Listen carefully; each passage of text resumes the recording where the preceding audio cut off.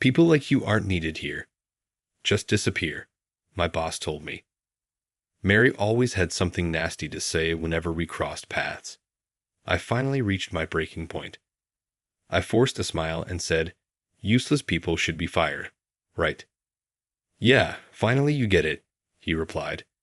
Mary seemed to sense something was off, but took my reaction as acceptance. Her demeanor quickly shifted back to arrogance as she flashed a nasty grin. Little did she know, at the shareholder meeting the next day, Mary would end up kneeling before me. My name is James Smith. I'm a 41-year-old salaried employee. I grew up comfortably, but everything changed when my father passed away from a stroke just before I graduated high school. Losing the breadwinner left my mother and me in a tough spot. My mother had no work experience, and I was preparing for college entrance exams. I also had a younger brother who was much smarter and had our father's high hopes pinned on him. I believed he would benefit more from college, so I decided to forego further education and start working. I took a part-time job nearby, and after a few years, became a full-time employee. The company I work for isn't as well-known or well-paid as some big corporations, but it has a warm, friendly atmosphere. Even though I only had a high school diploma, I was warmly welcomed. Many people shared their work knowledge and personal advice, thanks largely to President John Williams. President Williams had also given up on college due to family circumstances and started the company with a friend. Several employees, like me, had only high school or even middle school diplomas. President Williams always looked out for us, inviting us to meals and giving generous bonuses. His caring nature earned him the respect of every employee. However, that atmosphere was disrupted by Mary Johnson. Recruited as a department head for her exceptional talent, Mary came from a wealthy family and had attended elite schools. She flaunted her expensive accessories and often bragged about her possessions to us. Mary had a terrible work attitude. She looked down on employees without prestigious degrees, treating those with only high school or middle school diplomas as servants. Her comments made it clear she considered us lower in society. Unsurprisingly, she was avoided by everyone. Mary particularly disliked me and made snide remarks whenever we met. "So, you only have a high school diploma. I don't need useless grads like you on my team." Hearing this all the time left me exhausted. One day, I asked her why she spoke so poorly of me. Her response was shocking. "Poor people with only a high school diploma are unpleasant to look at. I don't want you in my sight." It seemed she genuinely felt that way, as she never gave me meaningful work and only assigned pointless tasks. Just yesterday, she handed me a broom and a rag, telling me to clean a storage room full of junk. "This room might be used someday. If you clean it now, it will be nice and tidy later. Even a useless high school grad like you can handle this," she insisted. I tried to explain that I was too busy, but Mary wouldn't hear it. "Maybe someone else who's free can do it, or we can handle it during year-end cleaning," I suggested, bowing my head. Mary was furious. "Are you refusing a task from your superior? You need to restart your career from scratch," she said, shoving the broom and rag into my hands and standing guard. With no choice, I began cleaning. After 10 minutes, Mary got bored and said, "Do it as soon as you're told next time. I'll let you off the hook for today." Finally, I could return to my actual work, but that was a mistake. A few hours later, Mary stormed in, shouting, "Why did you stop halfway? Don't you have any sense of responsibility?" I held back my frustration, listened quietly, and was left mentally and physically exhausted. Everyone in the office wondered how Mary became a department head. She had skillfully presented herself as a cheerful and kind elite during her interview, fooling the interviewers. Mary had a history of impressive achievements at her previous job, which earned her a department head role here. Her reputation for business management preceded her. When she first joined us, she made a great impression on the president and other executives. At meetings, she was all smiles and very proactive, It was hard to believe she was the same person I had met. When Mary initially arrived at our office, she was polite and professional. She introduced herself as Johnson, the new department head, and expressed eagerness to work with us. We had high hopes for her. But as time passed, her true colors began to show. She started acting like a tyrant. Mary had a habit of flattering the higher-ups while treating her subordinates poorly. Her behavior made other employees unhappy, and some even wished for a new department head. The office atmosphere became tense, especially with recent thefts of employees' money and belongings despite our attempts to enforce locker use and reminders not to leave things unattended. I was determined to catch the thief, but then a major incident occurred. One day, as I was about to leave for lunch, Mary stormed up to my desk and slammed a document down. "Don't think you can just go out for lunch. What are you going to do about this?" She thrust an email and a client complaint at me. The email read, "Your products are of the worst quality, frequently damaged, and overpriced. We are terminating future business." I was shocked. Mary accused me of sending the email, but I had no memory of it. I pointed out that the email wasn't even from my address. Despite my explanation, Mary was relentless. "Everyone else handling this client is a college graduate. Only someone like you would send such an offensive message." She insulted me, saying I was a menace to the company. Her accusations and insults pushed me past my limit. Instead of backing down, I decided to use all my power to teach Mary a lesson. I put on a forced smile and said, "Useless people should be fired, right?" Mary seemed to sense something was off, but assumed I had accepted her opinion. She quickly returned to her arrogant self, sneering at me. From then on, Mary made snide comments like, "It's refreshing not to have a nuisance around," or, "I'm glad to be free from babysitting an incompetent employee." Her cluelessness only made me want to laugh. The next day was the company's shareholder meeting. When I arrived at the venue, Mary saw me and confronted me angrily. "Why does a lowly employee like you here? This meeting is for insiders only." I calmly explained I was instructed to attend. Mary, ignoring me, started pushing me out. "Get out before you bother the president." I was at a loss, unsure of how to stay when I was being pushed out. As the shareholder meeting was about to start, the president arrived. Mary interrupted my explanation, putting on her polite smile for him. "This is James Smith." He was trying to attend the meeting without knowing his place. I was just sending him away. The president's expression darkened. "What are you talking about?" He turned to me. "Smith here holds 90% of the company's shares as a special controlling shareholder. Of course, he has to attend the shareholder meeting."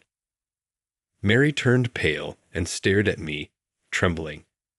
When I slowly nodded, she let out a short scream and collapsed on the spot. In reality, I own 90% of the shares of the company I work for. A shareholder holding over 90% of the shares is called a special controlling shareholder. Such a shareholder is a powerful figure with the right to demand that all other shareholders sell their shares through a resolution of the board of directors. This fact was known to employees at the manager level and above, but Mary was unaware. Mary had made herself disliked by acting high and mighty right after joining the company. No one bothered to inform her about the details. How could someone hold 90% of a company's shares? Normally, people own just a few shares, and even having more than 50% is unusual. Mary sat on the floor, mumbling to herself, clearly in complete confusion. Unable to watch any longer, the president began to explain. This company was actually founded by my father, who served as its president. However, when I was in high school, he suddenly passed away from a stroke. His best friend, who was the vice president at the time, took over as president. The president also arranged for me to join the company immediately after graduating from high school to groom me as the next president. There were discussions about making me president right away, but it was decided that it would be better for me to gain experience first to avoid risking the company and its employees due to my inexperience. So, I inherited 90% of the company shares from my father and worked on the ground while learning management skills from the president. My smarter younger brother graduated from college and now works as the executive vice president. I'm glad to see Smith has developed into a competent Templar. I'm thinking about stepping down as president, and I told you this when you joined. Mary struggled to get up, mumbling incoherently. It seems you weren't paying attention. I just assumed he was an incompetent, low-educated person. She was clearly shocked by my true identity. Mary inadvertently let her true feelings slip and was immediately reprimanded by the president. Watch your language. A person's worth is not determined by their educational background. But I think it's wrong for Smith to hold 90% of the shares instead of reflecting, Mary argued with the president. It's just because he's the son of the former president that he holds 90% of the shares. I am much more competent and contribute more to the company. Judge by ability. I was utterly astonished that she would declare herself so superior. The president seemed to feel the same way, letting out a deep sigh before speaking in a low voice. Smith is far more competent than you. He listens to the employees' needs, constantly improves operations, and boosts workplace morale. I do that too. Mary tried to compete with me, only making the president angrier. Don't be ridiculous. Do you think I'm unaware? I've heard reports that you're harassing other employees instead of boosting morale. The president's face hardened as he began to reprimand Mary for her behavior. You put on a good face for me and the upper management, but I've been informed about your horrible treatment of subordinates, looking down on people based on their education, assigning unnecessary tasks, and disrupting their actual work that was meant to help them grow their abilities. Mary continued with her weak excuses, but the president wasn't buying it. Enough. You don't need to say anything more. Besides, you are neither an executive nor a shareholder, so you don't need to attend the shareholder meeting. I already sent an email about this. What? I thought it was a mistake. I'm an extremely competent employee, right? I figured the president must have made an error in the recipient list. I was eager to attend today to assume the president made a mistake and then crashed the shareholder meeting. This showed just how brazen Mary was. The president sighed deeply and turned his back to her. Regardless, you weren't invited today. I'll be calling you in tomorrow, so go home for now. But I'm a highly valued department head. I'm essential for the shareholder meeting, Mary persisted. The president sternly ordered her to leave, and she finally retreated. Watching the entire scene unfold, I was thoroughly astonished. The president was usually very gentle, treating employees like family. I had never seen him this angry, even though I had known him for a long time. This incident clearly deeply angered him. After that, the shareholder meeting concluded without further issues, and I prepared to head home. It had been a hectic day with Mary's interruption and the president's anger, so I planned to relax once I got home. I had no idea another incident was waiting for me.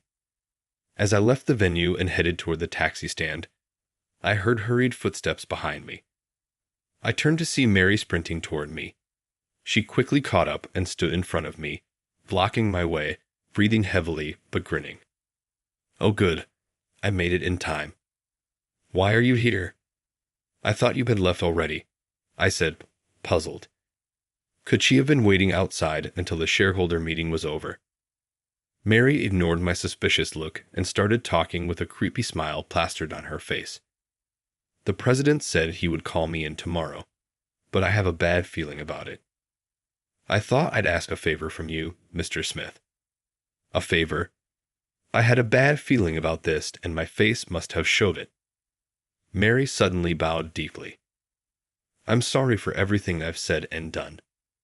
I'm apologizing, so could you please say some nice things about me to the president? You're not apologizing because you feel bad. You just want to escape blame. I refuse. I firmly rejected her and tried to leave, but Mary spread her arms wide, blocking my way. She kept bowing repeatedly while holding her arms up, like in a bizarre dance, attracting a lot of attention. Unfortunately, it was a busy street, and the stares from passers-by were painfully obvious. When children started giggling at her, Mary finally seemed to realize how embarrassing she looked. Anyway, make sure to support me tomorrow. I'm your boss, remember. Shouting this, Mary ran off as fast as she had come. She tripped spectacularly, drawing even more attention, but I pretended not to notice and quietly left. The next day, when I arrived at work, Mary, with her leg wrapped in a bandage, approached me. I hurt myself after I fell yesterday. I scraped my leg and got bruises. It was awful. Is that so? What a misfortune, I responded coldly. If it had been anyone else, I would have shown concern, but considering everything she had done to me, I felt no sympathy. More importantly, doesn't the president have something important to discuss with you? Right, Mary said. I was told to go to the president's office as soon as I arrived. Since I was also summoned by the president, I reluctantly accompanied Mary. She kept complaining about her foot pain and insisted on walking slowly, which was really annoying. Throughout this, she never apologized to me. I felt justified in not forgiving her. As I knocked on the president's door and entered, we were met with the president's sternest expression yet. The moment she saw the president, Mary straightened up as if she had never been complaining about her pain. Good morning, Mr. President. What can I do for you today? If someone hadn't witnessed yesterday's argument, they might think she was a polite woman, but the president wasn't fooled and looked at her with a cold stare. It's too late to try and fix your attitude. Your punishment has already been decided. Punishment? What do you mean by punishment? Mary turned pale, but the president continued without hesitation. You are being dismissed for misconduct. We no longer need you at this company. You mean I'm fired? This punishment is too harsh. Mary tried to approach the president but stumbled due to the pain in her injured leg. The president remained unfazed and calmly continued his explanation. As for the reasons for your dismissal, first is your harassment of subordinates. I haven't harassed anyone. I'd admit I'd been strict, but it was to train my subordinates. Despite having me as a witness next to her, Mary boldly insisted on her innocence. The president furrowed his brow deeper and pulled out a voice recorder. This voice recorder contains your abusive remarks. When did you? While Mary stood in shock, the president pressed play. Her familiar nasty comments about education and job positions played back, leaving not only me and the president, but even Mary herself turning pale. Did I really say all that? Both I and the other employees endured your abuse every day. Can you understand our suffering and anger?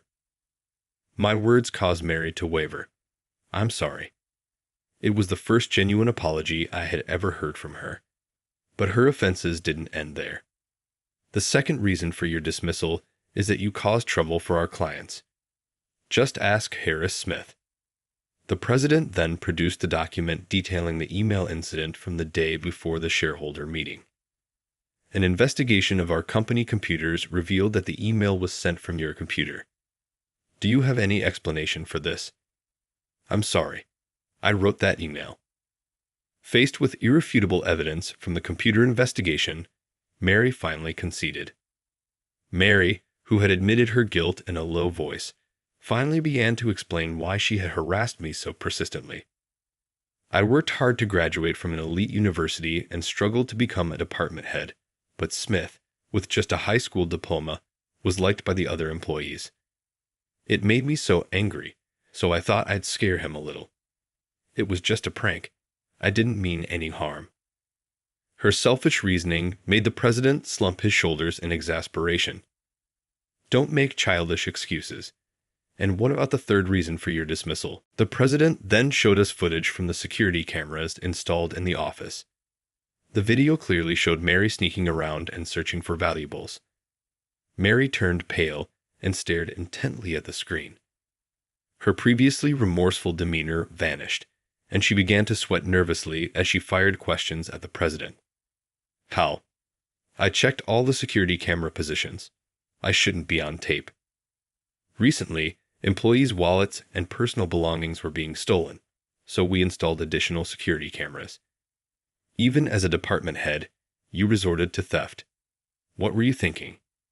Scolded by the president, Mary lost all her strength and slumped to the floor. She hung her head and began to sob, but eventually she started to speak the truth. The truth is, I bought too many luxury items and went into debt. The repayment deadline was coming up, and my parents wouldn't help me anymore, so I resorted to stealing from the employees.